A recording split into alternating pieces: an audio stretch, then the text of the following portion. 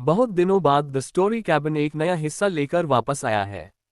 Part 2 शुरू होता है और कहानी अब अपने असली रास्ते पर कदम रख रही है। चलिए देखते हैं इस बार कैबिन के अंदर क्या नया पहल खुलने वाला है।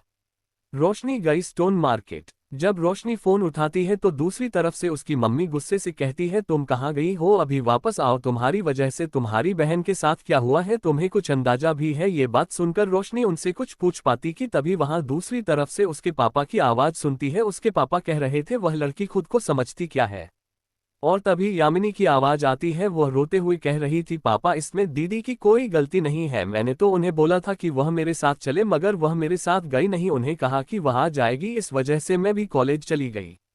रोशनी दूसरी तरफ से यह बातें सुनकर गुस्से से फोन काट देती है। उसे अच्छे से पता है आज क्या हुआ होगा। यामिनी कॉलेज गई होगी और उन लड़कियों ने यामिनी को शायद अपने निशान न बनाया हो, क्योंकि यामिनी कॉलेज की प्रिंसिपल की लड़के के साथ रिलेशनशिप में थी, इस वजह से उन लड़कियों ने उसे तो कुछ नहीं किया होगा। मगर यामिनी उसे लड़के के साथ पिछले जन्म में आज ही के दिन वह उसे लड़के के साथ होटल में गई थी, मगर बदनसीबी से उसके पापा की मीटिंग भी उसी होटल में थी और वह गलती से गर्ल्स रूम में चले गए थे। तब उन्होंने यामिनी को एक लड़के के साथ सोते हुए पकड़ लिया था और यामिनी ने सारा इल्जाम रोशनी के ऊपर डाल दिया था कि रोशनी ने उसकी मदद नहीं की, तो इस वजह से वह लड़का उसे अपने साथ घसीट कर ले गया हॉस्पिटल। हाँ, रोशनी ने उसके साथ होटल जाने से मना कर दिया था क्योंकि रोशनी को अपनी लेक्चर के नोटिस भी बने थे इस वजह से, मगर उसके पापा ने उसकी कोई भी बात नहीं सुनी और रोशनी को उसे दिन घर से बाहर निकाल दिया था। वह जब घर से बाहर थी तब उसे समय तेज बारिश हुई थी पूरी रात भर और रोशनी उसे बारिश में भीग रही थी, किसकी वजह से अगले दिन उसे बहुत ज्यादा फीवर हो गया था। मगर यामिनी उसे अपने साथ जबरदस्ती कॉलेज लेकर गई अगले दिन और उन लड़कियों ने उसे बहुत ज्यादा परेशान किया था, यहाँ तक कि उन लड़कियों ने उसे वॉशरूम के टॉयलेट में मुंह डालकर उसे पीने को भी कहा था। वह उन चीजों से इतनी ज्यादा परेशान हो गई थी, एक बार तो उसने अपनी नस काटकर सुसाइड करने की भी कोशिश की थी, मगर तब भी उसके पापा ने उसका ये सिर्फ एक कॉलेज ना जाने का बहन बोलकर डाल दिया था और उसे करीबन 1 घंटे तक काफी सारी बातें सुनाई थी। बचपन से उसके मम्मी पापा यामिनी से बहुत प्यार करते थे। रोशनी को समझ में नहीं आता था कि आखिर में उसने क्या बिगाड़ा है कि उसके पापा मम्मी उससे प्यार नहीं करते। जो चीज यामिनी को पसंद आ जाए वह चीज रोशनी की ही क्यों ना हो, उसके मम्मी पापा यामिनी को खुशी खुशी रोशनी से छीन कर दे देते थे। इन चीजों को याद करते हुए रोशनी अपना हाथ में पड़ा फोन टाइटली दबाने लग जाती है। उसके बगल में बैठी हुई निशा कहती है, तुम्हें क्या हुआ? रोशनी अपनी पुरानी यादों में से बाहर आते हुए कहती है, कुछ नहीं, मुझे घर जाना पड़ेगा। ये बात सुनकर निशा कहती है, ठीक है तो अब हम भी चलते हैं। उन तीनों को कैसे में बैठे बैठे आधा घंटा हो चुका था, तब तक निशा के फोन की बैटरी भी भर चुकी थी। निशा फोन में से केबल निकालकर पावर बैंक रोशनी को दे देती है और उसे थैंक यू बोलकर वह दोनों वहां से चली जाती है। रोशनी एक कप करती है और वह थोड़ी देर बाद स्टोन मार्केट में थी। उसे अच्छे से याद है पिछली बार आज ही का दिन था कि दक्ष ने एक पुरानी छोटी सी दुकान से कुछ स्टोन खरीदे थे सस्ते में, और जब वह काटे गए तो उनमें से ग्रीन एमरल्ड स्टोन और भी कई महंगे महंगे स्टोन निकले थे और वह काफी ऊंची कीमतों में विजय थे के बारे में याद कर रोशनी रहती है, चलो एक बार मैं भी अपनी किस्मत आजमा लेती हूँ, ये सोचकर वह उसे दुकान को ढूंढने लग जाती है। वह दुकान ढूंढी रही थी कि तभी अचानक से वह एक मजबूत सीने से जा टकराती है। जब वह अपना सिर ऊपर करके देखते हैं तो वह हैरान है जाती है, तभी उसकी हरी आंखें गुस्से से लाल हो जाती हैं और उनमें नफरत उतर आई थी। वह उसे आदमी से दूर होती है और कहती है, मुझे माफ करना, मैं गलती से टकरा गई। वह आदमी और कोई नहीं दक्ष कपूर था, वह इंसान जिसने उसे 25 साल तक धोखे में रखा। रोशनी के सामने दक्ष और यामिनी का डांस आ रहा था और उन दोनों का वह रोमांटिक वीडियो। तभी रोशनी को अन पुरानी यादों से बाहर निकलते हुए दक्ष का असिस्टेंट रमन कहता है, जब देखकर चल नहीं सकती तो यहाँ पर आएगी क्यों हूँ, ये कहकर वह रोशनी को साइड में धकेल देता है। रोशनी गुस्से से उन दोनों को देखते हैं और कहती है, मैं वह नहीं थी जो तुम्हारे पास से टकराई थी, वह तुम्हारे बस थे जो मुझसे आकर टकराए थे। रमन और रोशनी इस वक्त वहां पर झगड़ने लग जाते हैं। तभी उन दोनों के कानों में एक भारी मर्दाना आवाज पड़ती है, चुप हो जाओ तुम दोनों, हम यहाँ पर काम के लिए आए हैं तो अच्छा होगा कि तुम दोनों अपना अपना काम करो, यहाँ से चलो। रमन ये कहकर दक्ष वहां से आगे निकल जाता है। रमन रोशनी की तरफ गर्दन काटने का इशारा करते हुए वहां से चला जाता है और उसके साथ ही वह 20-25 बॉडीगार्ड की टीम भी वहां से चली जाती है। रोशनी सोचती है, ये लोग कहाँ जा रहे हैं, छोड़ो, वैसे तो मुझे वह दुकान ढूंढनी है, ये सोचकर वहां उसे दुकान को ढूंढने लग जाती है। करीबन 5 मिनट ढूंढने के बाद उसे वह दुकान दिख जाती है। वह दुकान उससे मार्केट के कोने में थी। वहां पर एक आदमी खड़ा हुआ था, करीबन 40-41 साल का नजर आ रहा था। तभी रोशनी उसे दुकान में जाते हुए कहती है, मुझे कुछ स्टोन खरीदने हैं। ये सुनकर वह आदमी खुशी से कहता है, लिए मैं लिए। वह रोशनी का स्वागत करते हुए रोशनी को अंदर ले जाता है। रोशनी को अच्छे से याद था कि यहाँ से दक्ष ने करीबन 35 पत्थर दिए थे, जिनमें से 33 काफी अच्छे निकले थे। ये सोचने के बाद वह अपने दिमाग पर थोड़ा जोर डालने लग जाती है कि उसने कौन कौन से पत्थर देखे थे। तभी वहां रहती है, एक काम करो, तुम्हारे पास अभी कितने पत्थर हैं? वह आदमी बताता है, अभी मेरे पास कुल मिलाकर 35 पत्थर रखे हुए हैं। ये सुनकर रोशनी रहती है, ठीक है, जो ले आओ सारे के सारे पत्थर। यह सुनकर वह आदमी खुशी से अंदर चला जाता है और दुकान में काफी सारे पत्थर ले आता है। जब रोशनी रहती है, ठीक है, मैं इन सभी को खरीद रही हूँ। ये कहने के बाद वह पूछता है, इनकी कितनी कीमत है? वह आदमी कैलकुलेट करके बताता है कि उनकी कुल कीमत 15 लाख रुपए है। ये सुनकर रोशनी उसे पूरे 15 लाख रुपए दे देती है। उसने 15 लाख रुपए ऑनलाइन ट्रांसफर किए थे। क्या वह आदमी मोबाइल की नोटिफिकेशन सुनता है और क्या वह बैंक अकाउंट चेक करता है तो सच में पूरे पैसे अकाउंट में ट्रांसफर हो चुकी थी। वह आदमी कहता है, मेरे पास काटने औजार नहीं है, आपको दूसरी जगह पर इन्हें कटवाना पड़ेगा। ये सुनकर वह कहती है, एक काम करो, तुम ही किसी को बुलाओ, बदले में मुझे 1 लाख रुपए और ले लेना। ये सुनकर वहां से चला जाता है और अपने साथ एक आदमी को लेकर आता है। वह उसी की उम्र का था। रोशनी उसे आदमी को एक पत्थर सेलेक्ट करके बताती है कि यह वाला पत्थर काटना है। जब वह आदमी पहले पत्थर काटता है तो सब लोग हैरान रह जाते हैं। रोशनी बनी करोड़पति पार्ट 2। जब पहला पत्थर काटता है तो वह सब लोग खुशी से पत्थर की तरफ देखते हैं। वह पत्थर एक आम पत्थर था। ये देखकर उन सभी के चेहरे की खुशी निराशा में बदल जाती है। तभी रोशनी रहती है, ठीक है, तो दूसरा पत्थर काटो। जब दूसरा पत्थर करता है तो वह भी एक साधारण पत्थर था। रोशनी जब ये देखी है तो कहती है, कोई बात नहीं, ऐसे ही काटना शुरू करो। जब तीसरा पत्थर करता है तो रोशनी हैरान हो जाती है। तीसरा पत्थर भी सदा पत्थर ही था। वह याद करती है, मगर पिछले जन्म में तो दक्ष ने कुल 35 पत्थर खरीदे थे, जिनमें से 33 पत्थर सही निकले थे। 2 ही पत्थर खराब होने चाहिए, मगर ये तो 3 खराब निकले हैं। कहीं ऐसा ना हो मेरा पैसा डूब जाए, मगर अब मैं इन्हें खरीद तो लिया ही है। ये सोचकर वह कहती है, ठीक है, काटना जारी रखो। जब चौथा पत्थर कटता है तो वहां पर खड़े हुए सभी लोग शब्द रह जाते हैं। वह सबसे ज्यादा पाए जाने वाले पत्थरों में से एक ब्लैक स्टोन था। रोशनी जब याद करती है, मगर दक्ष ने जो कटवाए थे उनमें से एक भी ब्लैक स्टोन नहीं था, तो ये ब्लैक स्टोन कैसे हो सकता है? वह यही सोच रही थी कि तभी वह आदमी कहता है, मैं कंग्रेचुलेशन, आपको ब्लैक पत्थर मिला है। ये बात सुनकर वह मुस्कुराते हुए कहती है, तुम काटना जारी रखो। करीबन 5 घंटे बाद सभी पत्थर कट चुके थे और वह लोग इस समय उन पत्थरों को मार्केटिंग में ही बनी एक बिल्डिंग में ले जाते हैं, जहां पर कटे हुए पत्थर जिनमें से एमरल्ड वगैरह निकालते हैं, उनकी खरीदारी होती है और बोली लगती है। उधर खड़े थे रोशनी के पास कुल 26 पत्थर थे, मगर वह पत्थर काफी अलग अलग किस्म के थे, जिनमें से 2 ब्लैक स्टोन थे और 5 पर्पल स्टोन थे और 8 ग्रीन स्टोन थे और बाकी बचे हुए रेड स्टोन थे। जब उन सभी की बोली लगती है तब कुल मिलाकर रोशनी के पास 35 करोड़ रुपए हो चुके थे। वह 1 लाख रुपए उसे शॉपकीपर को देती है और 1 लाख रुपए उसे पत्थर काटने वाले आदमी को देती है और कहती है, इस बारे में किसी को मत बताना। उसने मार्केट के अंदर काम करने वाले लोगों से भी इसकी मन की थी। वहां का नियम था, अगर सेलर चाहे तो अपनी आइडेंटिटी छुपा सकता है, अगर वह चाहे तो वह लोग उसकी आइडेंटिटी छुपाने में उसकी पूरी मदद करते हैं। रोशनी वहां से सीधे निकल जाती है।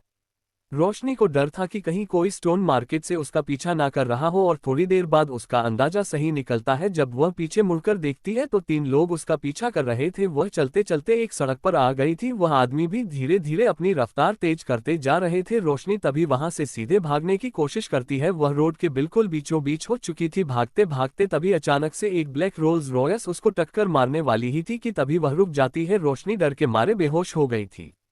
जब रोशनी आंखें खोलता है तो वह देखी है कि वह एक कार में है और कार में 3 आदमी बैठे हुए हैं। जब वह अपने बगल में उसे आदमी को देखते हैं तो उसकी नजरें उन हेजल गिरी आंखों से क्या मिलती है। वह लड़का उसे घूर घूर के देखी जा रहा था। जब रोशनी उसे लड़के को देखते हैं, उसे लड़की की आंखें भी रोशनी की तरह ही हेजल ग्रीन थी। रोशनी जल्दी से अपना ध्यान उसके ऊपर से हटती है और अपने पैर में से चप्पल निकालकर उसे आदमी के मुंह पर मार देती है और वहां से भागने की कोशिश करने लग जाती है। तभी वह आदमी किसके मुंह पर चप्पल पड़ी थी, वह रोशनी को पकड़ने की कोशिश करता है। इसी के बीच वह आदमी जो ड्राइवर के बगल में बैठा हुआ था वहां रोशनी को पकड़ लेता है और रोशनी की गर्दन पर 2 उंगलियां रख देता है और दबा देता है। रोशनी इस वक्त बेहोश हो जाती है। वह आदमी जिसकी आंखें हरी थी, वह आदमी कहता है, बहुत अच्छे कार्तिक। कार्तिक अपने बॉस की तरफ देखा है, बस आप ठीक तो है? आज पहली बार था कि किसी ने उनके बॉस के मुंह पर चप्पल मारी हो और रोशनी ने चप्पल भी इतनी जोर से मरी थी कि रोशनी की चप्पल का निशान उनके हार्दिक बॉस के चेहरे पर बन चुका था। हार्दिक अपने पॉकेट से नैपकिन निकलता है और खुद के चेहरे को साफ करता है। तभी कार्तिक कहता है बस अगर आप कहें तो मैं इस लड़की को अभी गोली मार देता हूं। हार्दिक को लड़कियों से बहुत नफरत थी और यही नहीं, हार्दिक अपने आसपास घूमने वाली लड़कियों से इतनी नफरत करता था कि जिस फ्लो पर उसका केबिन था उसे फ्लो पर कोई लड़की ही नहीं थी। यह याद करते हुए कार्तिक नहीं है बोल दिया था कि वह रोशनी को गोली मार दे क्या। तभी हार्दिक गुस्से से कार्तिक को कहता है तुम अपना मुंह बंद रखो और शांति से दूसरी तरफ मंडी करके बैठ जाओ। उसकी भरी और गुस्सा लगा सुनकर तो कार्तिक के प्राण हलक में आ गए थे। तभी हार्दिक रोशनी को पकड़कर कुर्सी पर बैठा देता है और उसके हाथ में से उसकी चप्पल जो उसने हार्दिक को करने के लिए इस्तेमाल की थी वह उसके हाथ से निकालकर वापस से उसके पैर में पहना देता है।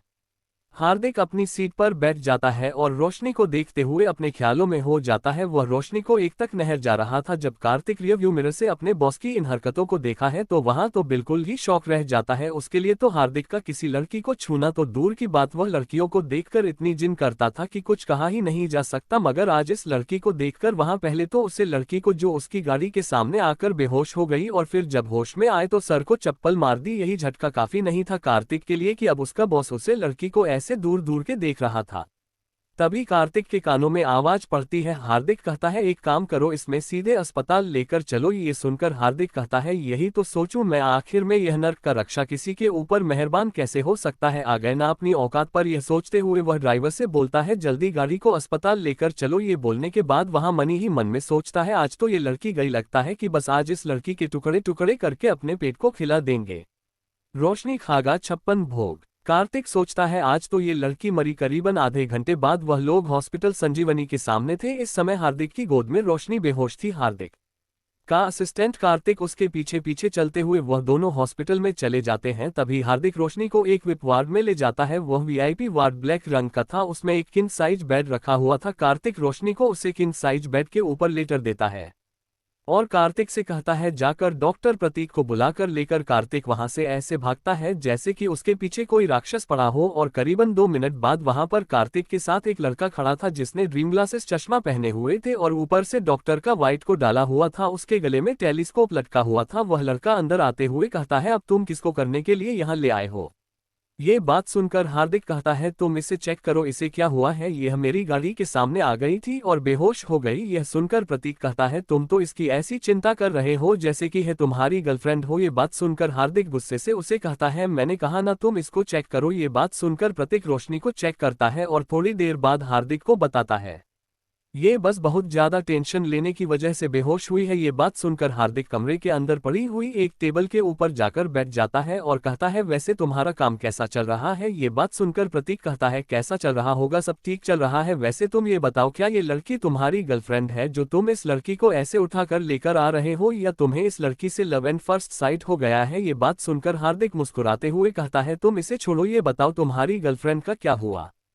प्रतीक कहता है वैसे तुम्हारे गाल पर यह चप्पल का निशान क्या कर रहा है और इसके ऊपर लिखा हुआ नंबर भी तुम्हारे गाल पर छप गया है। ये बात छोड़ो, पहले तुम तुम्हारी गर्लफ्रेंड के बारे में बताओ। जब प्रतीक हार्दिक के मुंह से उसकी गर्लफ्रेंड का जिक्र सुनता है तो वह कहता है मेरी गर्लफ्रेंड का तो सब कुछ ठीक चल रहा है, तुमने ये क्यों पूछा। तभी हार्दिक मुस्कुराते हुए कहता है मैंने सुना है कि तुम्हारी गर्लफ्रेंड को पता चल गया कि तुम माफिया हो। ये बात सुनने के बाद प्रतीक खिसियानी मुस्कुराहट के साथ कहता है तुम्हें ये बात पता चल गई है तो इसका मतलब पक्का बहुत तुम ही हरामजादी हो जिसे मेरी गर्लफ्रेंड को ये बात बताई। यह बात सुनकर हार्दिक मुस्कुराते हुए कहता है बहुत देर बाद तुम्हें पता चला। वो दोनों एक दूसरे से बातचीत कर ही रहे थे कि तभी अचानक से रोशनी बिस्तर पर उठकर बैठ जाती है। जब वह खुद को एक बड़े से काले रंग में डूबे हुए उससे कमरे को देखते हैं तो वह शब्द रह जाती है। वह तो घर में थी, फिर उसकी लड़ाई उससे लड़के से हुई और फिर वह यहाँ पहुंच गई। उससे कुछ समझ में नहीं आ रहा था। वह अपनी गर्दन चारों तरफ घूमती है, तब उसकी नजर टेबल पर बैठे हुए हार्दिक पर पड़ती है। हार्दिक मुस्कुराते हुए कहता है तो तुम उठ गई हो। तभी उन दोनों की बात में बीच में बोलते हुए प्रतीक बोलता है वह तो तुम हो, वह सुपर वुमन जिसने हमारे निश्चित हैंडसम के ऊपर चप्पल चलाई। जब रोशनी यह बात सुनती है तो वह कहती है मुझे यहाँ से जाने दो, मैं पुलिस को फोन कर दूंगी। तभी प्रतीक कहता है तुम पुलिस को फोन करो, चाहे पुलिस कमिश्नर को, यह इंसान तुमसे अब बदला लेकर ही रहेगा। ये बात सुनकर रोशनी की आंखों में आंसू आ जाते हैं। वह रोशनी की आंखों में आंसू देखकर हार्दिक कहता है अब तुम्हें रोना आ रहा है, जब तुमने मुझ पर चप्पल मारी थी तब तो तुम्हें रोना नहीं आया। तभी रोशनी रोते हुए कहती है बड़े भाई मुझे माफ कर दो, मुझसे गलती हो गई, प्लीज मुझे यहाँ से जाने दो। मेरे घर पर मेरे मम्मी पापा और मेरी छोटी बहन इंतजार कर रही है, प्लीज मुझे यहाँ से जाने दो। रोशनी यह कहते हुए लगातार रोए जा रही थी। रोशनी को रोता देखकर हार्दिक को थोड़ा अजीब लगता है और कहता है ठीक है रोना बंद करो, मैं तुम्हें यहाँ से जाने दूंगा, पहले तुम ये बताओ तुम कौन हो। तभी रोशनी बोलती है मैं मेरा नाम तो बैजंती है। रोशनी के मुंह से उसका नाम सुनकर हार्दिक कहता है तो बैजंती तुम पहले ये बताओ कि तुमने मुझ पर चप्पल क्यों मारी। जब रोशनी हार्दिक के मुंह से यह बात सुनती है तो वह कहती है बड़े भाई मैं डर गई थी कि मेरा किडनैप हो गया, उससे पहले भी मेरा 3 लोग पीछा कर रहे थे। जब आरती यह सुनता है तो वह कहता है कौन 3 लोग तुम्हारा पीछा कर रहे थे और क्यों कर रहे थे। ये सुनने के बाद रोशनी रहती है मुझे नहीं पता कि वह लोग मेरा पीछा क्यों कर रहे थे।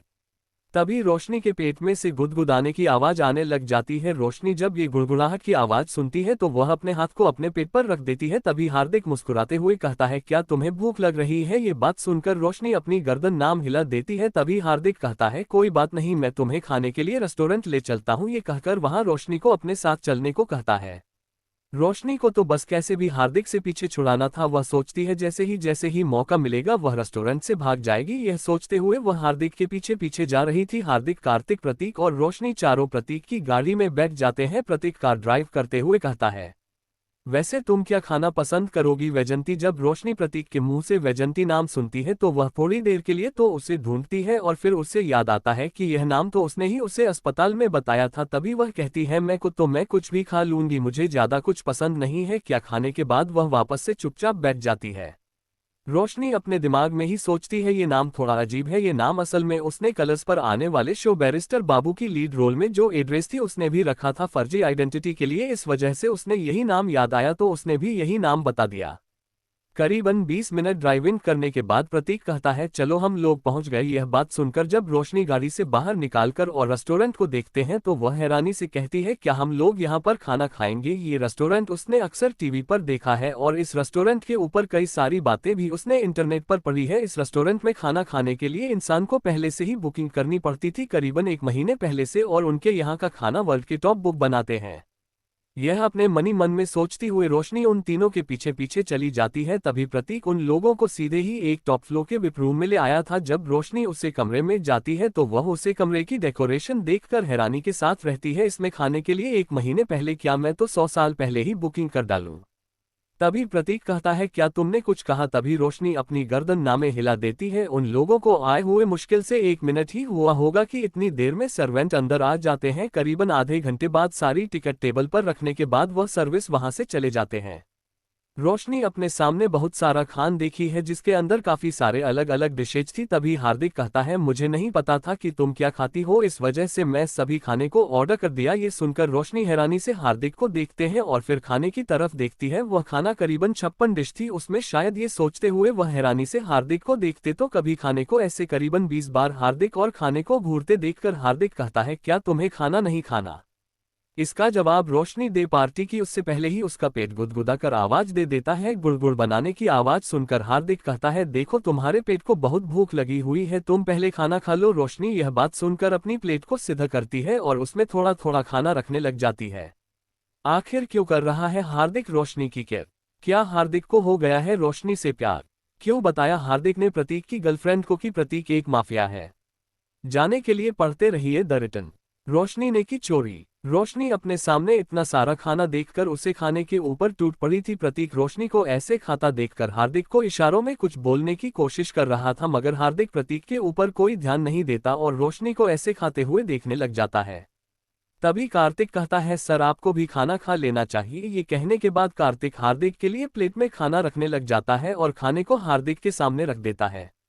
हार्दिक खाना खाते समय भी रोशनी को ही देखे जा रहा था। तभी वह मन में गुदगुदाते हुए कहता है आखिर में कोई इतना ज्यादा एक जैसा कैसे दिख सकता है। तभी प्रतीक कहता है अब तो यह मत बोलना कि तेरी गर्लफ्रेंड का चेहरा इससे मैं होता है। तभी हार्दिक गुस्से से प्रतीक को कहता है तू खाना खा, नहीं तो मैं तेरा खाना छीन लूंगा और तुझे हर फेंक दूंगा।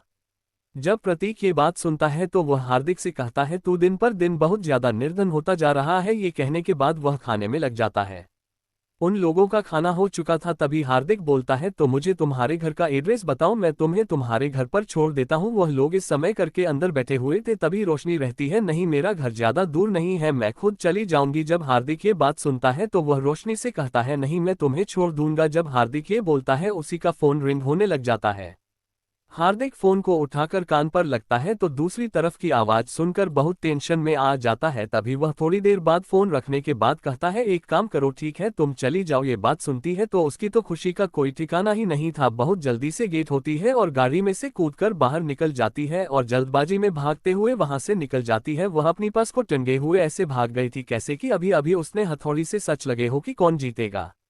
करीबन 5 मिनट दौड़ने के बाद रोशनी देखी है कि हार्दिक की गाड़ी नजर नहीं आ रही है तो वह रुक जाती है। वह आराम से चलते चलते उसे पार्किंग एरिया से निकलने लग जाती है कि तभी उसकी नजर पार्किंग में खड़ी हुई एक और कार पर पड़ती है। जब वह कार को देखते हैं तो अचानक से उसके चेहरे पर एक मुस्कुराहट आ जाती है और वह उसे कार के पास जाकर थोड़ी देर तो उसे कार के अंदर झांकने की कोशिश करती है, मगर कुछ न होने की बात वह आसपास दिखती है और अपनी बालों में सब पर निकलती है। कोई आसपास न होने की वजह से सीधे ही रोशनी गाड़ी के टायर में उसे हेयर पिन को मार देती है। वो हेयर पिन इतनी निकली थी कि वह सीधे ही टायर में घुस गई थी। यह करने के बाद रोशनी बहुत ज्यादा खुश हो रही थी। तभी वह पीछे वाले टायर के दूसरे वाले टायर को भी पी मार के पंचर कर देती है और वह मुस्कुराते हुए वहां से निकल जाती है। करीबन आधे घंटे बाद रमन और दक्ष आ जाते हैं। तभी रमन की नजर गाड़ी के पीछे वाले टायरों के ऊपर पड़ती है जिनकी हवा निकल चुकी थी। तभी वह दक्ष से कहता है, सर लगता है कि गाड़ी पंचर हो चुकी है। ये बात सुनकर दक्ष कहता है, ठीक है तो दूसरी गाड़ी मंगवाओ। रमन कहता है, जी सर। करीबन 20 मिनट बाद एक कार आती है और दक्ष और रमन दोनों उसे कार में बैठ जाते हैं और ड्राइवर से कहते हैं कि गाड़ी को गैराज ले जाऊं। ये कहने के बाद वह लोग वहां से निकल जाते हैं। रोशनी इस कांड को करने के बाद बहुत ज्यादा खुश होते हुए टैक्सी पढ़कर अपने किराए के अपार्टमेंट के पास चली जाती है। उसे किराए के अपार्टमेंट में उसने एक और डेट रेडी के साथ रह रही थी। उसे औरत ने साफ तौर पर लिखा था कि उसे 19 से 20 साल की कोई लड़की को अपने साथ किराए पर रखने के लिए तैयार है। इसी वजह से रोशनी ने अपार्टमेंट में आ गई थी। बस अपार्टमेंट का रेंट से 5,000 ही भरना पड़ता है। बेंगलुरु जैसी सिटी में ये 5,000 रुपये बहुत कम है, मगर रोशनी का काम सस्ते में हो रहा था तो रोशनी ने वही चुनाव। थोड़ी देर बाद रोशनी अपार्टमेंट के बाहर आकर गेट खटखटाती है। तभी वह बूढ़ी औरत जो करीबन 60 साल की थी वह गेट खोलते हैं और कहती है, तुम आ गई। यह सुनकर रोशनी रहती है, जी आंटी मैं आ गई, मैं आपके लिए कुछ लेकर आई हूँ। ये बात सुनकर वह बुरी औरत रहती है, ठीक है अंदर आ जाए। रोशनी अंदर आते हुए अपनी पर्स में से एक छोटी सी क्वालिटी निकलती है और उसे पॉलीथीन में से एक डब्बा निकलते हुए आंटी की तरफ बढ़ा देती है, आंटी आपके लिए गिफ्ट। जब आंटी उससे डिब्बे को खोलती है तो उन्हें उसमें से एक ब्रेसलेट मिलता है। आंटी कहती है, हाँ काफी अच्छा लग रहा है। आंटी का ऐसा रुख बर्ताव देखकर रोशनी बुरा नहीं मानती और कहती है, जैसे आपने खाने में क्या बनाया है। ये सुनकर आंटी कहती है, मैंने खाना सिर्फ अपने लिए बनाया है, तुम्हारे लिए नहीं। ये बात सुनकर रोशनी रहती है, कोई बात नहीं आंटी, मैंने पहले ही ऑर्डर कर दिया था, मैं बस पूछ रही हूँ कि आपके लिए भी करूँ या नहीं, मगर आपने खाना बना लिया है तो कोई बात नहीं। ये सुनकर वह आंटी कहती है, ठीक है जो तुम आराम करो। तभी रोशनी अपने कमरे में चली जाती है। उससे फ्लाइट में करीबन 5 कमरे थे जिनमें से एक कमरा रोशनी को रेंट पर रहने के लिए दिया था अपार्टमेंट में। बाकी 4 कमरे आंटी ने रोशनी को मना किया था इस्तेमाल करने से। रोशनी अपने कमरे में चली जाती है। रोशनी के कमरे में एक बाथरूम था और एक बालकनी थी। बालकनी के बगल में एक खिड़की भी थी, बड़ी थी। उससे कमरे का इंटीरियर ज्यादा खास नहीं था। उसे कमरे में एक सोफा भी पड़ा हुआ था। तभी रोशनी सोफे के ऊपर लेट रोशनी सोचने लग जाती है अपनी अगली चाल के बारे में।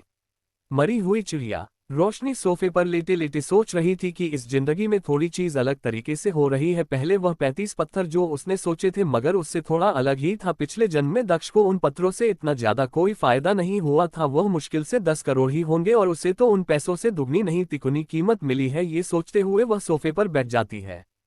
तभी बाहर से आंटी की गेट खटखटाना की आवाज आती है, तुमने जो ऑनलाइन खाना मंगवाया था वह आ गया, ये लो। ये बात सुनकर रोशनी कमरे का गेट खोलते हैं और आंटी से खाने का पैकेट लेते हुए उन्हें थैंक यू बोलता है, गेट बंद कर लेती है।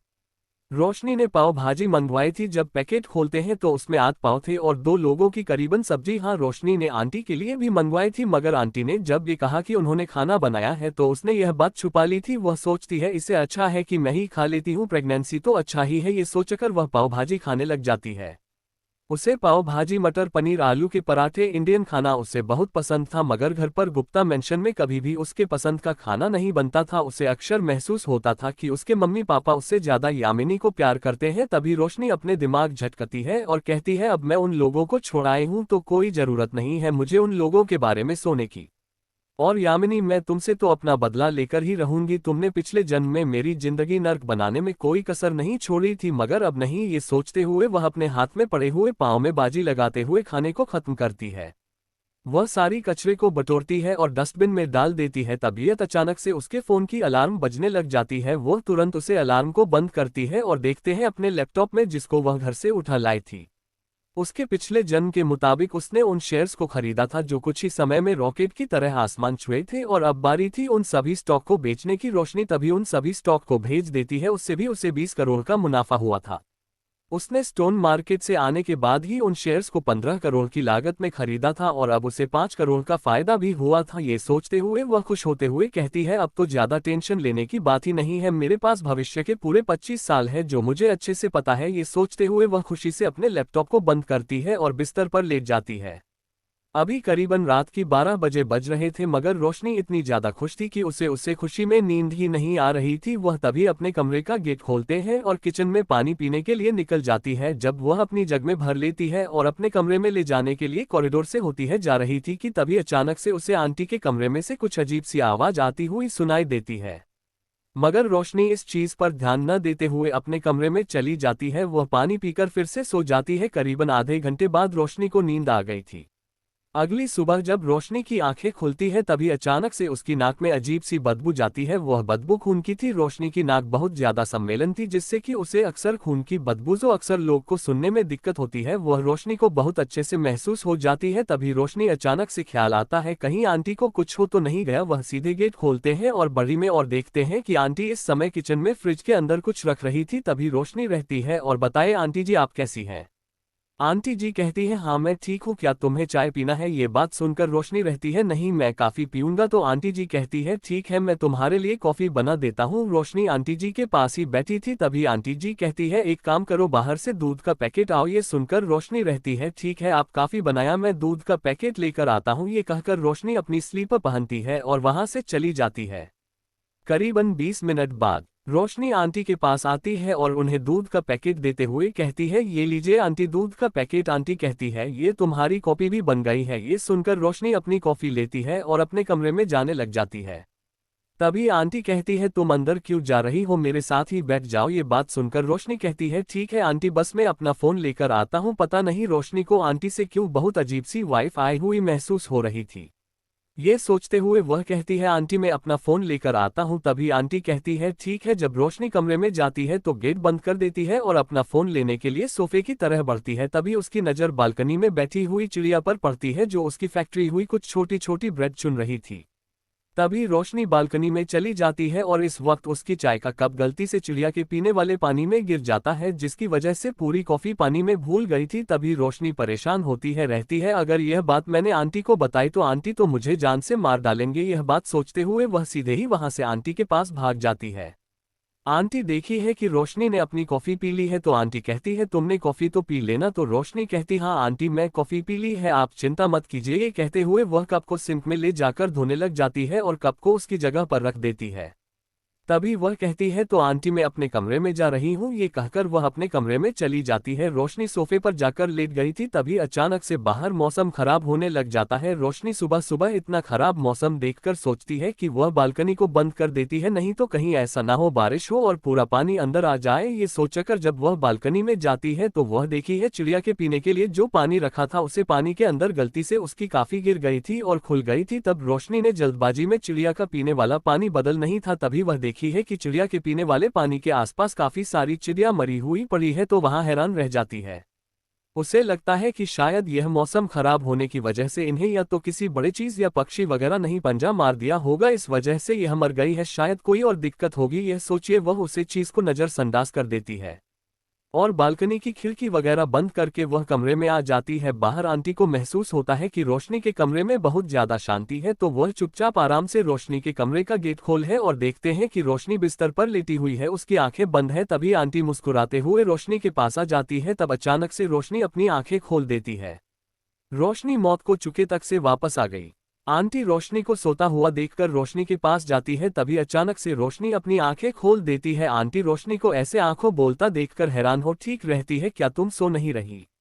रोशनी आंटी को अपने कमरे में देखकर हैरानी से बोलते हैं, आप यहाँ पर क्या कर रही हैं? ये सुनकर आंटी कहती है, ये बोलो मत, ये कमर मेरा है। तभी रोशनी उनकी बात सुनकर रहती है, हाँ मगर मैं तो कहा था कि मैं अपने कमरे में हूँ, वैसे तो अपने कमरे में आने जाने से मना किया हुआ था। आंटी को ये बोलकर रोशनी रहती है, ठीक है आंटी, तो आप यहाँ से जाए, मुझे फ्रेश होने जा रहे हैं। कल बाहर का खाना खाया था, ऐसा लग रहा है कि पेट खराब हो गया है मेरा। ये बात सुनकर आंटी कहती है, ठीक है तो मैं कम करो, फ्रेश होने जो, मैं तुम्हारे लिए दलिया बना देता हूँ जिससे तुम्हारा पेट को थोड़ा आराम मिलेगा। ये सुनकर रोशनी मुस्कुराती है, ठीक है आंटी। आंटी वहां से चली जाती है। तभी रोशनी अचानक से कहती है, मैं कैसे भूल सकती हूँ, आज ही के दिन एक बेंगलुरु में हादसा हुआ था जिसमें सामने आया था कि एक ओल्ड लेडी जो कम उम्र की लड़कियों को अपने यहाँ पर रेंट पर रखती है और बाद में उनको मारकर उनका ही मीट पक कर खाती है, वह औरत पूरी तरह से साइकोपैथ है। वह बुरी औरत यह समझता है कि अगर वह लड़कियों का मीट खागा तो वहां वापस से जवान हो जाएगी। यह सोचते हुए रोशनी घबराते हुए इधर से उधर घूम रही थी। उसे समझ नहीं आ रहा था कि वह कैसे बाहर निकले। अब उसे तो ये भी समझ में आ गया था कि कहीं आंटी ने उसे करने के लिए कॉफी में जहर तो नहीं मिला था, इस वजह से शायद चिड़िया मर गई हो। जब वह बालकनी में जाती है तो देखी है कि जो चिड़िया मारी हुई पड़ी थी वह अब वहां नहीं है। तो अचानक से उसे महसूस होता है उसे कॉपी में जहर नहीं, असल में बेहोशी की दवा मिली थी शायद। ये बात सोचते ही रोशनी के शरीर के रोंगटे खड़े हो जाते हैं। रोशनी को समझ नहीं आ रहा था कि वह क्या करे, डर के मारे उसके तो तोता उड़ गए थे। तभी रोशनी खुद को थोड़ी देर के लिए शांत करती है और कहती है, कोई बात नहीं, अपनी काम करते हैं कि बाहर से दवाई लेने का बहाना करके अपना सारा सामान लेकर निकल जाते हैं। मगर नहीं, अगर मैं अपना लगेज लेकर जाऊंगी तो आंटी को शक हो जाएगा कि मैं उनके इरादे पहले ही भाग चुकी हूँ। ये बात सोचकर रोशनी और भी ज्यादा परेशान हो जाती है। रोशनी है सब सो ही रही थी कि तभी उसके कमरे का गेट खटखटाना की आवाज आती है और आंटी कहती है, मैं तुम्हारे लिए दलिया बना दिया है, अब तुम बाहर आकर दलिया खा लो। तभी रोशनी रहती है, मुझे मुश्किल से 5 मिनट होंगे और इन्होंने दलिया भी बना दिया। अब तो पक्का यकीन हो गया कि यही औरत साइकोपैथ है। ये सोचते हुए वह खुद को शांत दिखाते हुए कैमरे से बाहर निकलती है और आंटी के सामने जाकर बैठ जाती है। आंटी उसके सामने दलिया रखते हुए कहती है, एक काम करो, ये लो, तुम पहले दलिया खा लो। रोशनी के सामने इस समय दलिया रखा हुआ था, वह देखने में काफी ज्यादा टेस्टी लग रहा था, उसमें काफी सारी चीज डाली हुई थी। तभी रोशनी को अचानक से गली की स्मेल आती है, उसमें से रोशनी के दिमाग में एक आइडिया आता है। तभी वह कहती है, आंटी मुझे चम्मच दीजिए, इसके अंदर से बहुत अच्छी खुशबू आ रही है, अब तो बर्दाश्त नहीं हो रहा है। ये सुनकर आंटी उसे चम्मच देती है। तभी रोशनी एक चम्मच अपने मुंह में रखती है और थोड़ी देर करीब से चबाने का नाटक करती है। इस वक्त वह उठती है और अपने कमरे में भाग जाती है। आंटी रोशनी कैसे भागता देखकर पूछता है, तुम्हें क्या हुआ, तुम कहाँ जा रही हो, रुको, तुम कहाँ जा रही हो। तभी रोशनी कमरे में भाग जाती है और वॉशरूम के अंदर जाकर गेट बंद कर लेती है। वह उल्टी करते हुए कहती है, मुझे गालिब से एलर्जी है, कहीं आपने दलिया में गैलिक तो नहीं डाला, मुझे एलर्जी हो गई है। ये बात सुनकर आंटी थोड़ी रात की सांस लेती हो रहती है, नहीं बेटा, मैंने गाली तो डाला था, मुझे पता नहीं था। ये बात सुनकर रोशनी रहती है, कोई बात नहीं, मैं मेडिकल से दवाई ले आता हूँ। ये बात सुनकर आंटी कहती है, कोई बात नहीं, मैं तुम्हारे साथ चलती हूँ। रोशनी को लगता है कि आंटी को उसके ऊपर शक होने लगा है। तभी रोशनी रहती है, ठीक है आंटी, आप भी मेरे साथ चलिए। रोशनी आंटी को अपने साथ के बिल्डिंग से बाहर निकलती है और अपने साथ फोन पड़े हुए ही सोच रही थी कि मुझे बस एक मौका मिले जिससे कि मैं पुलिस को खबर कर दूं। उसे अच्छे से याद है कि इस औरत ने फ्रिज के अंदर एक लड़की की डेड बॉडी छुपी थी और जब इसका राज सामने आया था तब पुलिस ने जांच पड़ताल की थी और उसके फ्रिज में से उन्हें एक लड़की की डेड बॉडी में मिली थी जिसका कटा हुआ सर फ्रिज में रखा हुआ था। क्या सोचते हुए आंटी से कहती है, आंटी यहाँ पर ही पास में ही केमिस्ट्री दुकान है, अपन लोग वहाँ चलते हैं, आपको भी ज्यादा दिक्कत नहीं होगी। आंटी भी कहती है, ठीक है। तभी रोशनी अपने फोन पर एक नकली फोन आने का नाटक करते हुए साइड में चली जाती है और पुलिस को फोन लगाते हुए कहती है, हेलो पुलिस। दूसरी तरफ से पुलिस इंस्पेक्टर की आवाज आती है और वह कहते हैं, कौन बोल रहा है। तभी रोशनी रहती है, प्लीज सर मुझे बचा लीजिए। ये कहकर वह अपना फ्लैट का एड्रेस देता है और उन्हें आने को कहती है वो पुलिस। ये बात सुनकर पुलिस स्टेशन से निकल चुकी थी। रोशनी और आंटी थोड़ी देर बाद फ्लाइट में पहुंच जाती है। तभी आंटी रोशनी से कहती है, कोई बात नहीं, मैं तुम्हारे लिए फिर से दलिया बना देता हूँ। जब रोशनी यह सुनती है तो वह चाहती हूँ, ठीक है, मैं अपने कमरे में जाकर बैठी हूँ। ये बात सुनकर रहती है, आंटी तुम अपने कमरे में रहती हो, शायद इस वजह से तुम्हें अकेलापन महसूस होगा। एक काम करो, तुम यही डाइनिंग टेबल पर बैठ जाओ, मैं तुम्हारे लिए दलिया बनाकर लेकर आता हूँ। ये सुनकर रोशनी डरते डरते डाइनिंग टेबल पर बैठ जाती है। रोशनी को बैठे हुए मुश्किल से 2 मिनट नहीं होते कि तबीयत अचानक से आंटी रोशनी की गर्दन पीछे से पकड़ लेती है। रोशनी जब यह महसूस करती है कि किसी ने उसकी गर्दन पकड़ी है, वहां खुद को छुड़ाने की कोशिश कर रही थी मगर आंटी की पकड़ उसकी गर्दन पर बहुत ज्यादा कर चुकी थी। तभी वह रोशनी को पकड़ के उसकी गर्दन के पास चाकू लगा देती है। तभी रोशनी अपनी हाथ से उनका हाथ पकड़ लेती है और एक जोरदार नाथ उनके पैर पर मार देती है और वह अपने कमरे में भाग जाती है। आंटी रोशनी का पीछा करते हुए रोशनी के कमरे के बाहर आके रहती है। तुम्हें क्या लगता है मैं समझूंगी नहीं कि तुम किसी दोस्त को बुला रही कि अपने यहाँ से भगाने के लिए? अब तुम जिंदा नहीं बचोगे या कि करवा गेट खोलने लग जाती है। रोशनी ने गेट को ब्लॉक करने के लिए गेट के पीछे खड़ी हो गई थी, तभी आंटी गेट खोलते हैं और रोशनी उनका कुछ नहीं बिगाड़ पाती है तो वह गेट के पीछे छुप जाती है। आंटी जल्दबाजी में गेट कमरे के अंदर आ जाती है। मौका देखकर रोशनी आंटी के पीछे से निकलकर कमरे का गेट बंद कर देती है।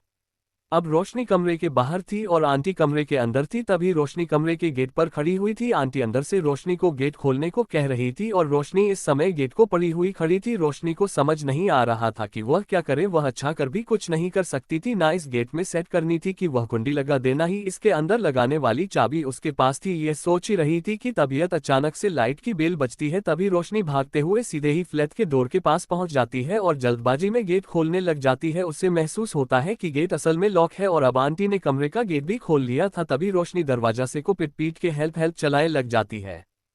फ्लैट के बाहर पुलिस इंस्पेक्टर खड़ा हुआ था और वह अपनी टीम से कहता है एक काम करोगे तो दो। ये बात सुनकर वहां पर एक पुलिस इंस्पेक्टर कहता है पीछे हट जाओ, हम गेट तोड़ने वाले हैं। रोशनी जब पुलिस इंस्पेक्टर की आवाज सुनती है तो वह चैन की सांस लेती है। तभी अचानक से पीछे से आंटी रोशनी के गले में एक दवाई इंजेक्ट कर देती है।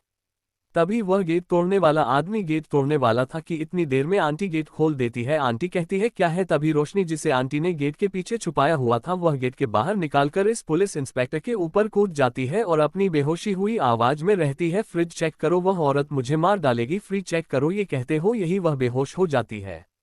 क्या पुलिस इंस्पेक्टर चेक करेगा फ्रिज? योर रोशनी भी बनेगी उसे औरत की पागलपन का शिकार। क्या बस यही तक की थी रोशनी की जिंदगी? जाने के लिए पढ़ते रहिए द रिटर्न। रोशनी हॉस्पिटल में जब रोशनी अपनी आंखें खोलता है तो देखी है कि उसके सामने एक व्हाइट कलर की सीलिंग है। वह अनजान जगह देखकर बिस्तर पर उठकर बैठ जाती है। जब वह अपनी आंखें पूरे कमरे में घूमती है तब वह देखी है कि यह एक अस्पताल का कमरा है। तभी अचानक से हॉस्पिटल के कमरे में एक नर्स आती है और कहती है आपके होश आ गया क्योंकि मैं हवलदार को बुला रही हूँ। इस वक्त थोड़ी देर बाद हवलदार भी आ जाता है। वह कहता है आपको हमारे साथ पुलिस स्टेशन चलना पड़ेगा रिपोर्ट लिखवाने। जब रोशनी है बात सुनती है तो वह पूछता है पहले ये बताए उन आंटी का क्या हुआ? हवलदार बताता है कि तुम्हारे बेहोश होने के बाद जैसा तुमने कहा था फ्रिज में चेक करने को, हमने फ्रिज में चेक किया था मगर उसके अंदर हमें कुछ नहीं मिला सिवाय कुछ कटे हुए मांस के। जब हमने उसे मांस को लेबोरेटरी में चेक करवाने के लिए दिया तो पता चला कि वह इंसान का मीट था। अगले दिन हम फिर से गए थे, जब हमने वहां पर और जांच पड़ताल की और उनके यहाँ का बेसमेंट हवाला, तब हमें कई लड़कियों की हड्डियां मिली और एक लड़की की लाश की मिली और तुम यहाँ पर करीबन 2 दिन से बेहोश हो। ये बात सुनकर रोशनी हैरान रह जाती है। वह कहती है वैसे मेरी रिपोर्ट क्यों लिखवानी है? तभी वह हवलदार कहता है वह बुरी महिला वहां से भाग गई है, हम लोग उसे ढूंढ रहे हैं। तुम कोशिश करना कि तुम अपने घर चले जाओ और ध्यान रखना कि तुम अकेले ना रहो, नहीं तो वह बुरी औरत तुम पर हमला भी कर सकती है। अकेला देखकर यह बात सुनकर रोशनी काफी ज्यादा डर गई थी। तभी वह हवलदार जाता है एक काम करो तुम पहले हमारे साथ हो, पुलिस स्टेशन चलो, वहां रिपोर्ट लिखवाना और फिर तुम मुझे अपना एड्रेस बता देना, मैं तुम्हें तुम्हारे घर छोड़ दूंगा। ये बात सुनकर रोशनी हमें गर्दन हिला देती है। करीबन 20 मिनट बाद वह लोग खाने से बाहर निकलते हैं। रोशनी ने रिपोर्ट लिखवा दी थी और वह कहती है अभी तो एक काम करो आप मुझे किसी होटल में छोड़ दीजिए क्योंकि घर जाना तो अभी मुमकिन नहीं है। वह हादसा होने के बाद उन्होंने आंटी के अपार्टमेंट को सील कर दिया था सबूत के लिए और रोशनी का लगेज और उसका लैपटॉप मोबाइल उसे दे दिया था। वह थानेदार कहता है मेरी बात ध्यान में रखना, अकेले मत रहना, कहीं ऐसा ना हो वह औरत तुम पर हमला करने की कोशिश करे। ये बात सुनकर रोशनी हमें गर्दन हिला देती है। वह थानेदार रोशनी को होटल के पास छोड़कर चला जाता है। जब रोशनी उसे होटल में चेकिंग करती है तब पता चलता है कि उसे होटल में तो कोई भी रूम खाली ही नहीं है। रोशनी उसे होटल से वापस आ जाती है। अब उसे समझ में नहीं आ रहा था कि वह कहाँ जाए। वह इस उदयपुर में घूमती कि तभी अचानक से उसके सामने एक ब्लैक गर्ल्स बॉय आ जाती है। ये वही ब्लैक रोल्स रॉयस कीजिए जो हार्दिक के पास थी। जब रोशनी उसे रोल्स रॉयस को देखते हैं तो वह पहचान जाती है कि है वही इंसान है जिसने उसे उन गुंडों से बचाया और फिर बाद में हॉस्पिटल चेक करवाया था और फिर उन लोगों ने डिनर भी किया था। तभी रोल्स रॉयस का दरवाजा खुलता है और उसके अंदर से कार्तिक बाहर निकलते हुए कहता है मैं आपको क्या कोई दिक्कत है? ये सवाल सुनने के बाद रोशनी रहती है नहीं मुझे कोई दिक्कत नहीं है, ये कैसे? रोशनी लग जाती है कि तभी अचानक से हार्दिक गाड़ी में से बाहर निकलता है और कहता है एक काम करो तुम गाड़ी में आकर बैठ जाओ, मुझे पता है कि इन दिन में तुम्हारे साथ क्या क्या हुआ है। ये बात सुनकर रोशनी उससे पूछता है क्या आप मुझ पर नजर रख रहे थे। तभी हार्दिक कहता है नहीं, मैं नजर नहीं रख रहा था। एक काम करो कि तुम बैठ जाओ, अगर वह औरत तुम पर हमला किया तो चिंता मत करना, मेरे अपार्टमेंट की सिक्योरिटी बहुत हाई है, वहां पर आ ही नहीं पाएगी। यह बात सुनकर रोशनी रहती है ठीक है। ये बात सुनकर हार्दिक अपनी गर्दन हमें दिला देता है और रोशनी से उसका लगेज लेकर कर की डिग्गी में रख देता है। करने के लिए पैसेंजर सीट का दरवाजा खोलना है। रोशनी जब गाड़ी में बैठ जाती है तो एक्टिंग भी कर में आकर बैठ जाता है। मैं कार्तिक ड्राइवर के बगल में बैठा हुआ था और वह अपने मन में सोचता है 2 दिन से ऐसा इस लड़की को पागलों की तरह ढूंढे जा रहे थे और ये लड़की यहाँ पर मौत को छुके तक से वापस आ गई। मैं सोते हुए वहां रोशनी को रेड ग्रीन मिरर से देखा है। रोशनी इस समय गाड़ी से बाहर देख रही थी। तभी हार्दिक पूछता है वैसे तुम्हारे मम्मी पापा का क्या नाम है। ये बात सुनकर रोशनी थोड़ी देर के लिए तो परेशान हो जाती है और फिर वह उसे सब कुछ सच सच बताने का फैसला करती है। आखिर में वह उसकी बुरे वक्त में मदद कर रहा था ये सोचकर रोशनी उसे बताती है वो गुप्ता फैमिली की बड़ी बेटी है, उसका नाम रोशनी गुप्ता है, उसके पापा का नाम निहाल गुप्ता है और उसकी मम्मी का नाम महिमा गुप्ता है और उसकी छोटी बहन है जिसका नाम यामिनी गुप्ता है। उसके पापा का एक रियल स्टेट का बिजनेस है। ये बात सुनकर हार्दिक अपनी हमें गार्डन हिलता है और उन दोनों के बीच में फिर से शांति छा जाती है। हार्दिक एक बार रोशनी की तरफ देखा है। रोशनी इस समय भी गाड़ी से बाहर ही देख रही थी। तभी हार्दिक पूछता है वैसे तुम कितने साल की हो। रोशनी उससे बताती है कि वह अभी 19 साल की है और इस साल 2 महीने बाद वह 20 की हो जाएगी। जब हार्दिक ये बात सुनता है तो वह पूछता है और तुम्हारी बहन कितने साल की है। रोशनी बताती है उसकी बहन अभी 18 साल की है और वह भी 3 महीने बाद 19 साल की हो जाएगी। यह बात सुनकर हार्दिक खामोश होकर वापस जाता है। अब पूरे गाड़ी में शांति पथरी हुई थी, अब कोई भी कुछ बोल नहीं रहा था। तभी हार्दिक कहता है वैसे तुम्हारी बहन तो नोएडा के किसी कॉलेज में पढ़ाई कर रही है और तुम बेंगलुरु क्यों आ गई। यह सवाल सुनकर रोशनी हार्दिक को देखते हैं। हार्दिक ने की रोशनी की मदद। हार्दिक का सवाल सुनकर रोशनी रहती है आप मुझसे सवाल क्यों कर रहे हैं। ये सुनकर हार्दिक कहता है आखिर में मैं तुम्हें अपने अपार्टमेंट को रेंट पर दे रहा हूं तो मुझे थोड़ी सवाल तो करना पड़ेगा ना। अगर तुम्हारा कोई बॉयफ्रेंड हुआ और बाद में उसने मेरे अपार्टमेंट में कोई नुकसान किया तो। ये बात सुनकर रोशनी हाँ की बाकी रह जाती है और हार्दिक को घूर घूर के देखने लगती है। हार्दिक कहता है ऐसे घूरो मत। ये सुनकर रोशनी अपनी नजर फिरते हुए कहती है अब बताओ क्या तुम ऐसे ही चुप रहोगी। तभी रोशनी रहती है असल में मुझे भोपाल की फेमस यूनिवर्सिटी में पढ़ाई करनी थी और मैंने उसके एंट्रेंस एग्जाम को क्लियर भी कर लिया था, मगर मेरी बहन के अच्छे नंबर नहीं थे जिसकी वजह से मम्मी ने उसे नोएडा में रहकर ही पढ़ने को कहा था। उसने जिंदगी की मैं भी उसके साथ इस कॉलेज में पढ़ूं, उसकी वजह से मैंने अपनी 1 साल फिर से बर्बाद की थी 9th क्लास में। इस वजह से हम दोनों एक ही साथ कॉलेज जाना चाहते थे और जब हम लोग कॉलेज गए तब पहले दिन ही मुझे कुछ सीनियर्स ने बोली किया था। उन्होंने मुझे 100 पुशअप्स लगवाए थे जिसकी वजह से मेरे घुटनों में बहुत दर्द हो रहा था। अगले दिन मैंने फैसला किया कि मुझे उसे कॉलेज में नहीं जाना। अगर मैं इतनी काबिलियत रखती हूँ अच्छी है स्टैंडर्ड वाले कॉलेज में पढ़ने की तो मैं वही करूंगी। तो यही सोचकर मैं यहाँ पर आ गई। तभी हार्दिक पूछता है अच्छा तो ठीक है, पहले तुम मुझे ये बताओ तो फिर तुम सीधे स्टोन मार्केट क्यों गई थी पेपर देने के बाद। ये बात सुनकर रोशनी रहती है मेरी भी खुद की कुछ पर्सनल लाइफ है, आप ऐसे इंटरफेयर नहीं कर सकते। अगर आपको ऐसे ही जांच पड़ताल करनी है तो रहने दीजिए, मैं कहीं और देख लूंगी अपने रहने का इंतजाम। ये सुनकर हार्दिक कहता है नहीं नहीं, मैं बस ऐसे ही सवाल पूछ रहा था। रोशनी जब हार्दिक के मुंह से ऐसी बातें सुनती है तो वह गुस्सा होकर बैठ जाती है। हार्दिक इस समय रोशनी से बात करना चाहता था मगर रोशनी कैसे चुपचाप बैठा देखकर हार्दिक भी शांति से बैठ जाता है। आगे बैठा हुआ ड्राइवर और कार्तिक ये सब कुछ देख रहे थे। ये दूसरी बार था या लड़की उनके बॉस से मिली थी, मगर इन 2 बार मिलने में ही उससे लड़की ने उनके बॉस के ऊपर पहली बार में चप्पल मारी और दूसरी बार में उनसे ही गुस्सा होकर बैठ गई। ये सोचते हुए वह दोनों ही रिव्यू मिरर से रोशनी को देख रहे थे। तभी हार्दिक कहता है अच्छा होगा कि तुम गाड़ी चलाने पर ध्यान दो, अगर हमारा एक्सीडेंट हुआ और मैं उसे एक्सीडेंट में जिंदा बच गया तो तुम्हें जिंदा नहीं छोड़ूंगा मैं। जब ड्राइवर हार्दिक के मुंह से यह बात सुनता है तो वह अपना पूरा ध्यान ड्राइविंग पर लगा देता है। कार्तिक के कानों में भी यह बात सुनाई देती है तो वह भी अपनी नजरें घूमकर गाड़ी के बाहर देखने लग जाता है। कार्तिक और ड्राइवर की हालत ऐसी थी जैसे कि काटो तो खून नहीं, उन दोनों को क्या जरूरत थी उसे देखने की, अच्छा होता कि नहीं देखते। ये सोचते हुए वहां लोग फिर से रोशनी को नजर उदास करने की कोशिश करने लग जाते हैं। रोशनी भी का हार्दिक की बात सुनकर अब कार्तिक को घूर रही थी। तभी हार्दिक रोशन की तरफ देखते हुए कहता है ये को अपार्टमेंट भी आने ही वाला है, क्या तुम मुझे एक बात बताओ जी, तुम्हारी छोटी बहन यामिनी क्या तुम्हारी मम्मी पापा की गोली हुई बेटी है। जब रोशनी यह बात सुनती है तो वह कहती है नहीं, तो वह मेरे मम्मी पापा की जैविक बेटी है। ये बात सुनकर हार्दिक के चेहरे पर थोड़ी अजीब सी स्माइल आ जाती है। तभी वह कहता है ठीक है। अब वह चारों चुपचाप बैठे हुए थे। 5 मिनट बाद ड्राइवर गाड़ी को वीआईपी एरिया के अंदर ले जाता है। इस समय वहां पर लंबी लंबी बिल्डिंग नजर आ रही थी। तभी गाड़ी रुकती है और रोशनी देखी है कि उसके सामने एक बड़ी सी बिल्डिंग है।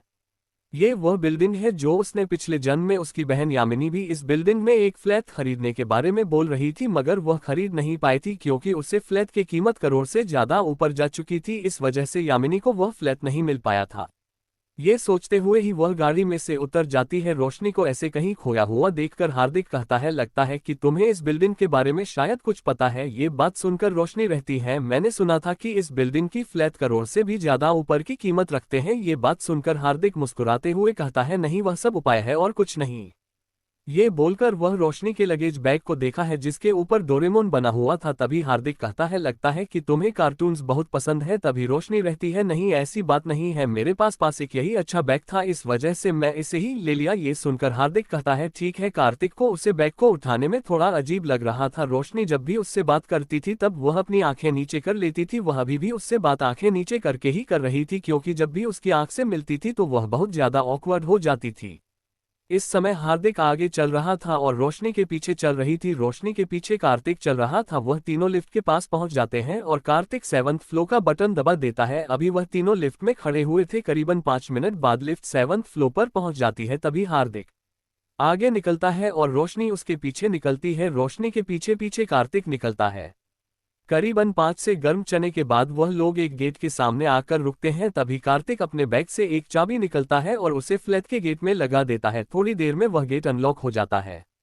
वह तीनों उसे फ्लैट के अंदर चले जाते हैं। रोशनी जब फ्लैट के अंदर जाती है तो वह हैरान रह जाती है। उसे फ्लैट का गलियारा देखना बड़ा था कि उसके अंदर एक डाइनिंग टेबल रखी थी जिसके अंदर 5 कुर्सियां थी, एक टीवी, 3 सोफा जो एक दूसरे के आमने सामने लगे हुए थे। काफी सारी चीज होने के बाद भी वह घर थोड़ा खाली सा लग रहा था क्योंकि वह घर बहुत गलत है और उसका इंटीरियर भी रोशनी को काफी पसंद आया था।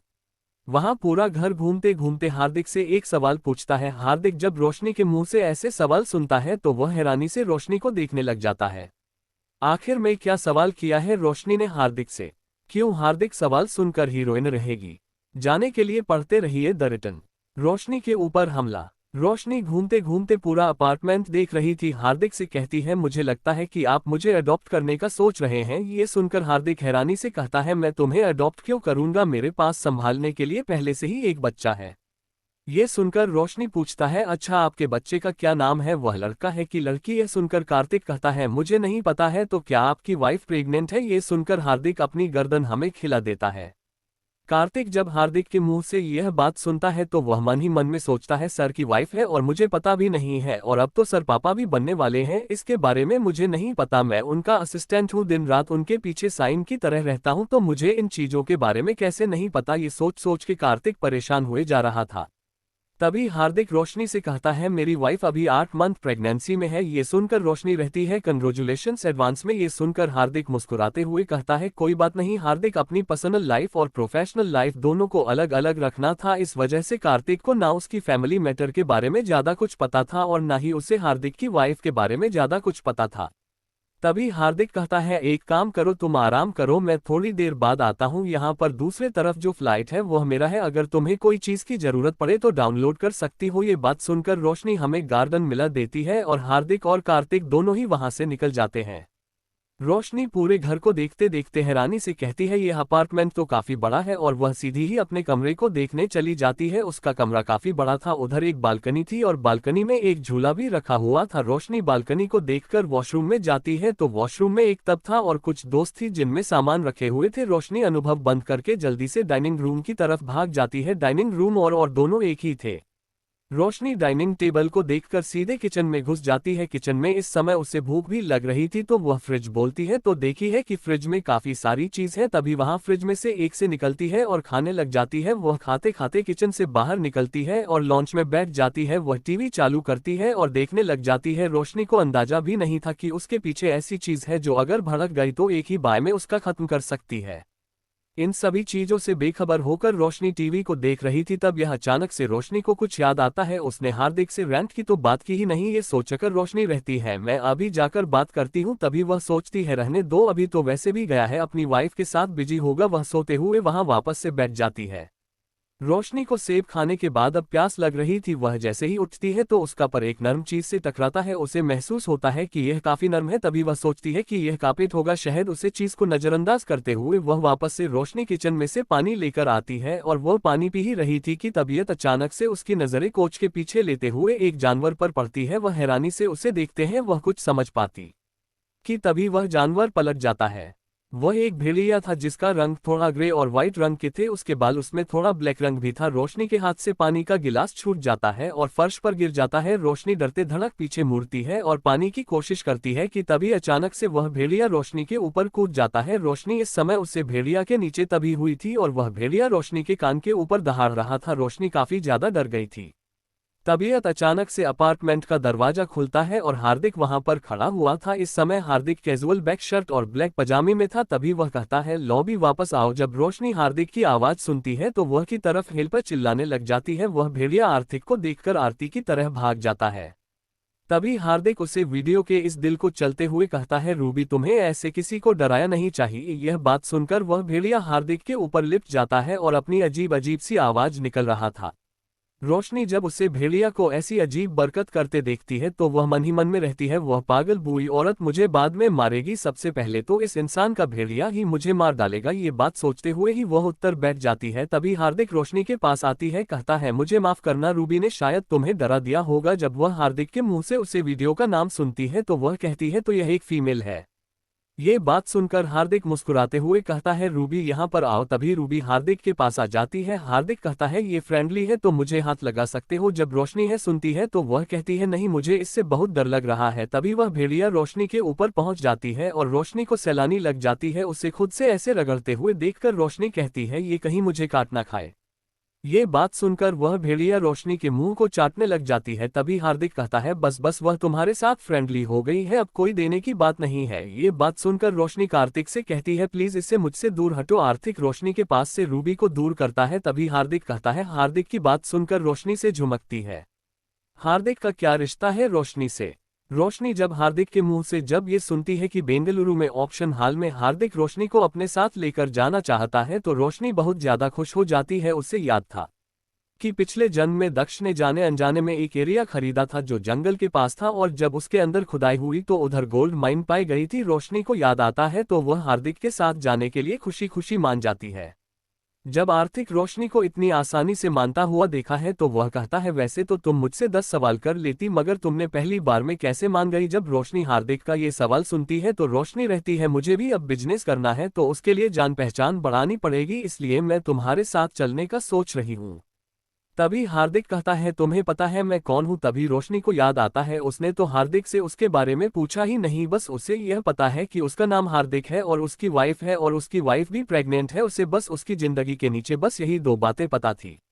तभी हार्दिक बताता है मेरा नाम हार्दिक राजपूत है राजस्थान के महाराज का सबसे छोटा बेटा हूं। ये बात सुनकर रोशनी कहती है वह मुझे अभी पता चला। हार्दिक जब रोशनी से यह अजीब से सवाल की उम्मीद ही की थी तभी हार्दिक कहता है कार्तिक तुम्हारे लिए सारा सामान ला देगा तुम तैयार हो जाना। ये सुनकर रोशनी रहती है ठीक है। वैसे भी रोशनी के पास पार्टी वियर पहनने के लिए कुछ भी ढंग का नहीं था तो रोशनी मद्रासी हो जाती है। रोशनी को वैसे तो समझ में नहीं आ रहा था कि हार्दिक उसकी इतनी मदद क्यों कर रहा है मगर हार्दिक ने अब तक रोशनी के साथ कुछ भी गलत नहीं किया था तो रोशनी को अब धीरे धीरे हार्दिक पर भरोसा होने लगा था। तभी अचानक से डोरबेल बजती है। तभी हार्दिक खड़े हुए कहता है एक काम करो तुम तैयार हो जाओ कार्तिक प्लीज ऐसा सामान लेकर आ गया है मैं और रूबी यहाँ से जाते हैं। हार्दिक और वह भेड़िया वहां से निकल जाते हैं। जब हार्दिक गेट खुलता है तो उसने जैसा कहा था उसके मुताबिक ही कार्तिक बाहर सामान लेकर खड़ा हुआ था। तभी रोशनी हार्दिक के पीछे से निकलते हुए कहती है लव मुझे सामान दो। तभी हार्दिक कहता है तुम टाइम से तैयार हो जाना। वह रोशनी को टाइम बताता है और कार्तिक हार्दिक रूबी तीनों वहां से चले जाते हैं। रोशनी के हाथ में एक डिब्बा था जिसके अंदर एक खूबसूरत सी ड्रेस रखी हुई थी और जब वह दूसरा पैकेट खोलते हैं तो उसके अंदर कुछ मेकअप का सामान भी रखा हुआ था। रोशनी उसे गाउन को उठाकर अपने ऊपर लगाते हुए कहती है ये तो बहुत सुंदर है। वह एक मजेंटा कलर का गाउन था जिसमें रोशनी काफी खूबसूरत लग रही थी। वह गाउन की स्लीव पर मिरर वर्क किया गया था जिसकी वजह से उसकी स्लीव बहुत अच्छी लग रही थी। रोशनी आधे घंटे में तैयार हो जाती है। तभी उसके कमरे का गेट खटखटाना की आवाज आती है तो रोशनी उसे बाग में से एक और डिब्बा निकलती है जिसके अंदर हाल ही में रखी थी। रोशनी रुको मैं आ रही हूँ ये कहकर वहां उन हाई हील्स को पहन लेती है। तभी वह चलते हुए गेट के पास जाती हो। गेट को खोल है तो देखी है हार्दिक इस समय एक ग्रेट बिजनेस सूट में खड़ा है और कार्तिक उसके पीछे ही एक फॉर्मल सूट में खड़ा है। हार्दिक 6 फुट का लंबा चौड़ा मस्कुलर बॉडी का आदमी है। उसकी हरी आंखें और लेफ्ट साइड की आंख पर ठीक नीचे एक काला सा तिल क्यों उसे काफी ज्यादा अट्रैक्टिव बना रहा था। पतले और चौड़ा माथा परफेक्ट जो लाइन कोई भी लड़की से देख ले तो वह उसके आंखों में खोने से खुद को रोक ना पाए। तभी हार्दिक कहता है अब जल्दी चलो हम लोग लेट हो सकते हैं। ये सुनकर रोशनी हाथी के पीछे पीछे चलते हुए कहती है क्या तुम्हारी वाइफ नहीं चल रही है हमारे साथ। यह बात सुनकर हार्दिक मुस्कुराते हुए कहता है नहीं वह नहीं चल रही है। ये बात सुनकर रोशनी को थोड़ा अजीब तो लगता है फिर वह हार्दिक से कोई सवाल नहीं करती। अगर तीनों गाड़ी में बैठ जाते हैं। गाड़ी को पहले से ही ड्राइवर ड्राइव कर रहा था। इस समय वह तीनों ऑप्शन हाउस के बाहर खड़े हुए थे। तभी कार्तिक बाउंसर को एक कार्ड दिखता है और वह बाउंसर उन तीनों को अंदर जाने देते हैं। हार्दिक कार्ड पर लिखे हुए टेबल नंबर पर जाकर तीनों बैठ जाते हैं। ऑलमोस्ट सभी लोग आ गए थे। रोशनी सभी को देख रही थी। वहां पर बेंगलुरु के मशहूर से मशहूर बिजनेसमैन आए हुए थे। तभी रोशनी अचानक से सोचती है क्या दक्ष इसमें आया होगा। ये सोचते हुए वह अपनी गर्दन इधर से उधर ही रहा है घूम घूम के पूरे ऑप्शन हाउस में देखने लग जाती है। तभी उसकी नज़र एक टेबल पर जाती है जहां पर दक्ष का असिस्टेंट ह्यूमन बैठा हुआ था। वह रमन को देखकर सोचती है क्या दक्ष नहीं आया होगा। ये सोचकर वह अपनी गर्दन गिरा देती है।